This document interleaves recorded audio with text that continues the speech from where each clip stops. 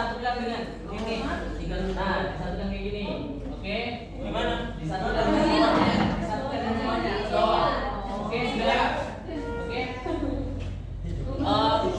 Cluenya kalau kakak bilang up, berarti yang paling bawah ke atas.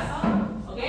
Kalau kakak bilang up, yang paling bawah. Kalau kakak bilang down, yang atas ke bawah.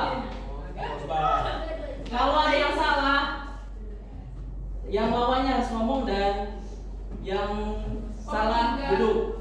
Oke? Perhatian, oke siap. 1, 2, 3. Up. Up. Raihan Azali Sadam. Kelompok 5, Aurelia Rahman, Siti Santika, Presiden Manusia. Iqbal, Nazalika, Nurtisa. Itu kelompok 5. Kelompok 4-nya Tawa Aurelia, Derasya, Nurtisa.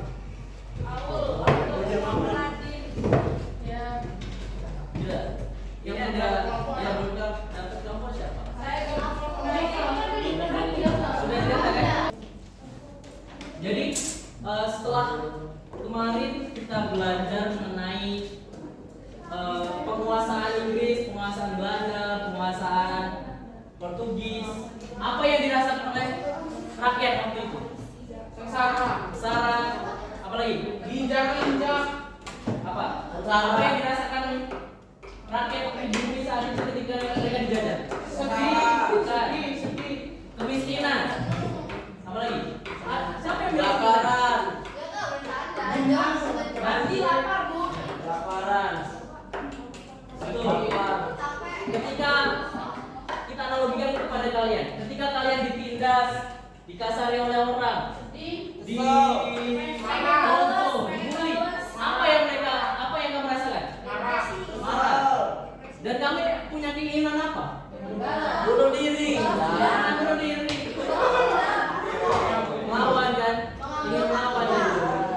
Tapi melawan itu kalau dalam lingkupan sekolah itu lawannya dengan sesuatu hal yang positif. Misalkan dibully. Ketika kamu dibully, langsung lapor ke guru. Bisa langsung lapor ke guru atau melakukan tindakan secara hukum. Itu merupakan tindakan yang positif. Tapi kalau untuk dalam hal ini, dalam melawan penjajahan itu dengan melakukan perlawanan yang dilakukan oleh orang-orang di daerah atau rakyat di bangsa di Indonesia. Ada yang kenal tokoh ini? Tahu. Siapa? Uang 5.000. Siapa? Yang pertama? Bonjol. Orang tadi. Mana ada di Kaki Ural. Siapa?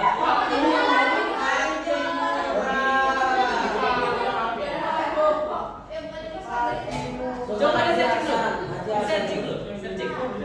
Siapa ini? Gelembung penjajahan. Adapun juga ada setiap perlawanan itu kan ada tokoh yang berpengaruh kan? Ada misalkan Sultan Agung, terus ada Sultan Hasanuddin, ada Sultan Badarudin, dan banyak lain sebagainya. Selanjutnya ada beberapa perlawanan yang terjadi. Bisa dibacakan nggak?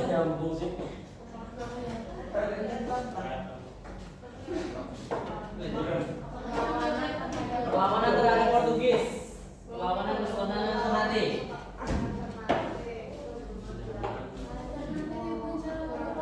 Kebijakan Tripoli yang dilakukan oleh bangsa Portugis membuat rakyat Ternate mengalami sengsara, sehingga Sultan Haitun melakukan perlawanan terhadap bangsa Portugis.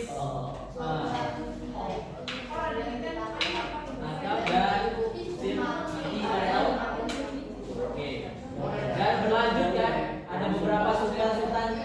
Jadi perlawanan itu kan dipimpin oleh tokoh. Setiap perlawanan di daerah manapun itu dipimpin oleh tokoh. Bisa raja, bisa sultan, bisa orang-orang yang berpengaruh di daerah tersebut. Ini adalah merupakan perlawanan pada masa Portugis. Selanjutnya ada perlawanan terhadap PUT. Ada beberapa perlawanan seperti Kesultanan Mataram, ada perlawanan Kesultanan Goa, ada perlawanan Kesultanan Banten. Nanti bisa kalian searching lagi di internet ya. Ini yang paling banyak di masa Hindia Belanda. Ada perlawanan Maluku, Raja Maluku, Bali, Sisingaraja.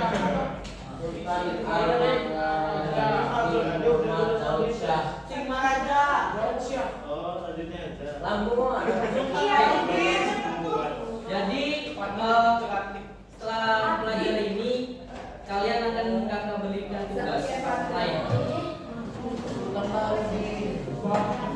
Ya, tugas ya. Jadi tugas kalian adalah memilih dua perlawanan rakyat itu, memilih dua. Dijelaskan bagaimana terbentuknya latar belakang perlawanan, strategi dan berakhirnya perlawanan.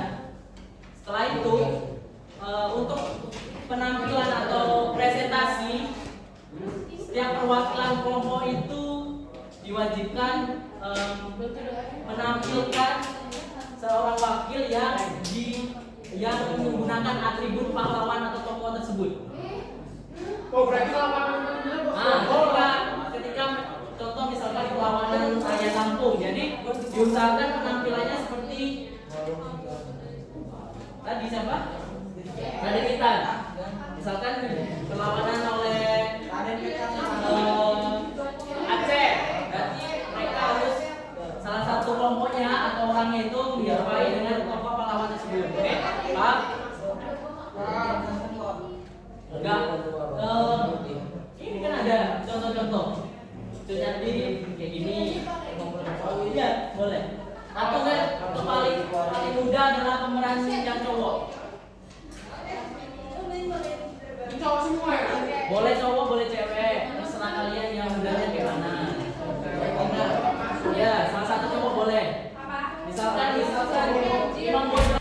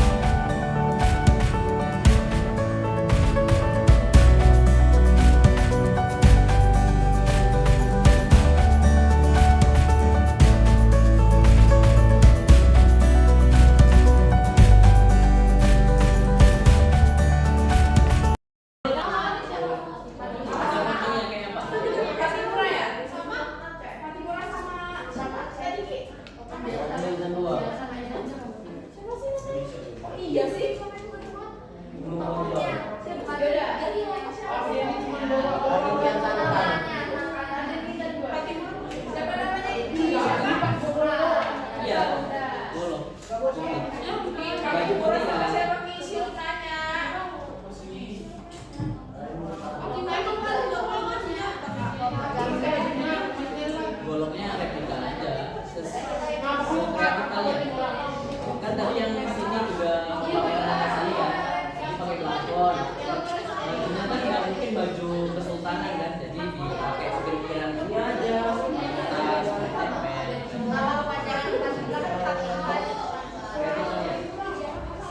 Coba cari Indonesia.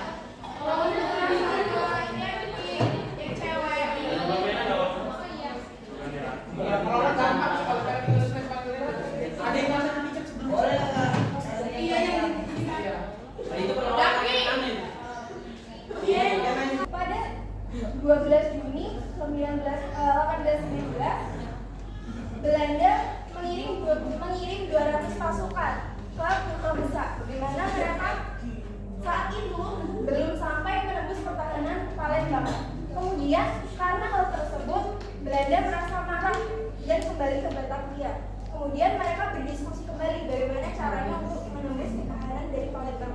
Kemudian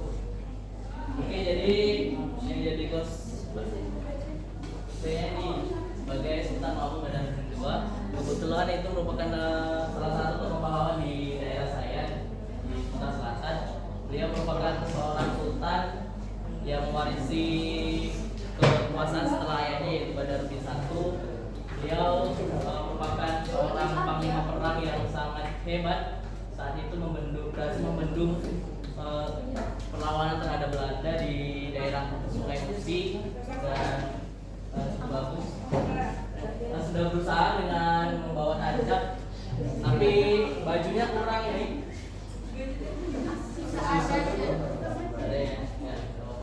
Selanjutnya nomor berapa nih? Oke, Bapak.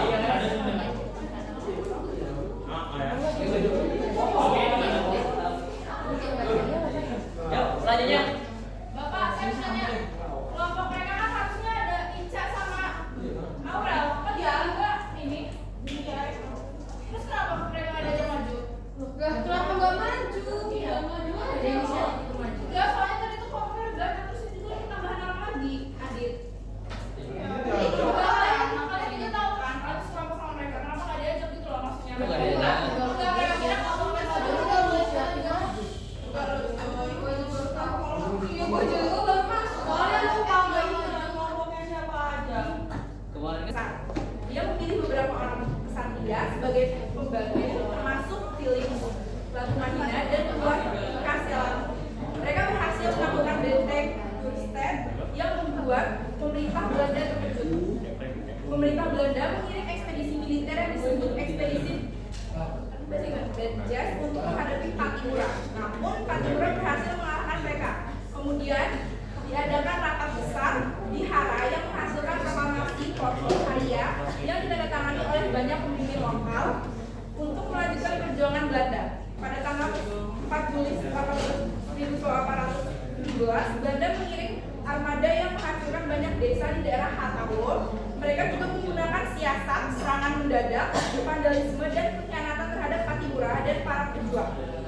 Akhir perjuangan pada tanggal 11 November 1817, Pattimura dan Philip Latumahina disergap oleh pengkhianatan dan ditangkap. Mereka akhirnya dihukum gantung di kota Ambon pada tanggal 16 Desember 1817. Pattimura diakui sebagai pahlawan perjuangan kemerdekaan oleh pemerintah Republik Indonesia dan diangkat sebagai pahlawan nasional Indonesia.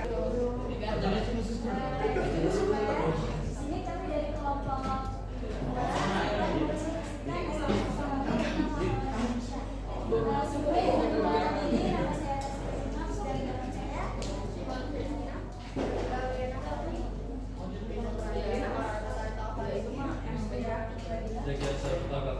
selanjutnya di sini kami mengambil dua tokoh. Yang pertama ada Pangeran Diponegoro dan Laksamana Maharani.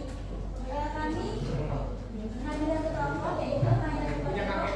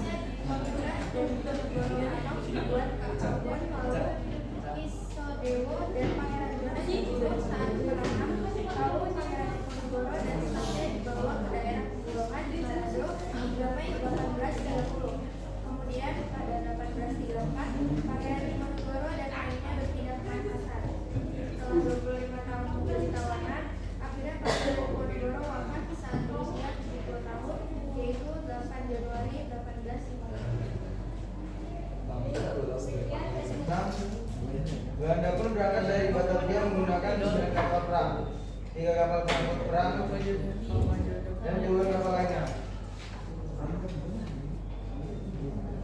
Serangan besar dari Belanda ini dipimpin oleh Kolonel Wilson. Pasukan Adik Tenggo berusaha melawan Belanda secara gerilya, tetapi Belanda tidak Belanda telah menggait dan memperalat salah satu pasukan dari Bintang 2 untuk mengambil posisi di mana Belanda bisa menyergap dan mengalahkan dari Bintang 2.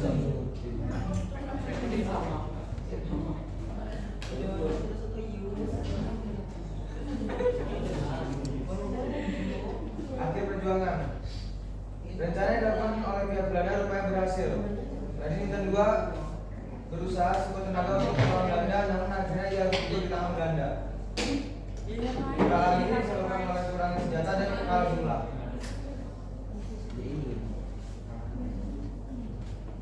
Dari Bintang 2 wafat pada 5 Oktober 1856 di usia 22 tahun. Atas jasa-jasanya, Dari Bintang 2 dinobatkan sebagai pahlawan nasional berdasarkan SK Presiden nomor 082 tahun 1986 pada 23 Oktober 1986.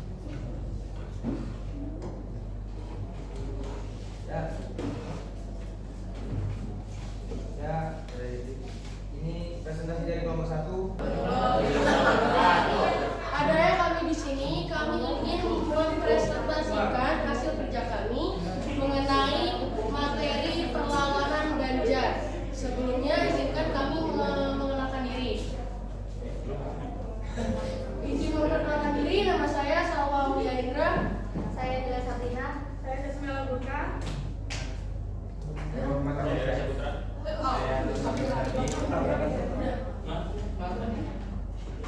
Selanjutnya akan dilanjut oleh rekan saya.